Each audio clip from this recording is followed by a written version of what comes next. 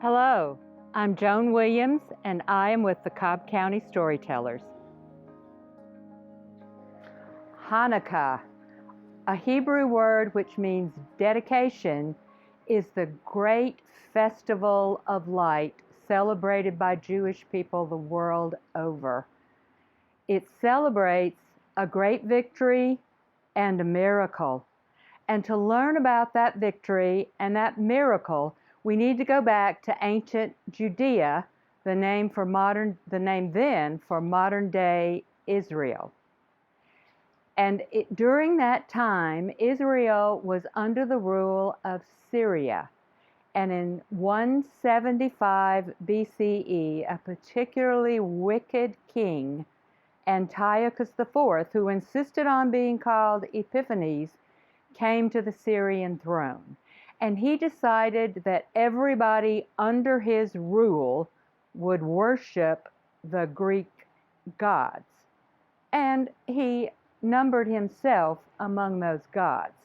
And to make sure that they did it, he sent his soldiers around everywhere in Judea. And if the Jewish people that they confronted did not give up their belief in the one true God, they were egregiously tortured, and if they did not then convert, they were cruelly murdered. Well, the soldiers finally got way up in the Judean hills, and an elderly priest named Mattathias, when he was asked not to believe in the one true God, said an emphatic no. Now, Mattathias was backed up by 5 strong, healthy, and courageous sons, led by his son Judah.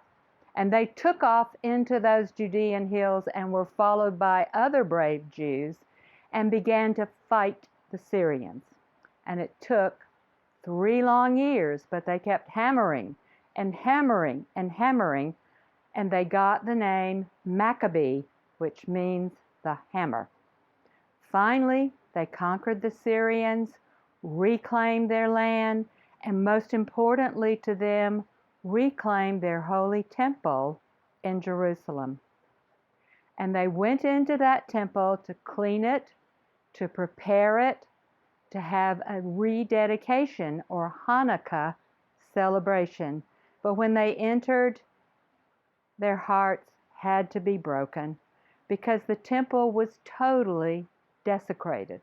There were statues of Greek gods everywhere, including the phony god Antiochus, and pigs, an animal unclean in the Jewish religion, had been sacrificed on the holy altar.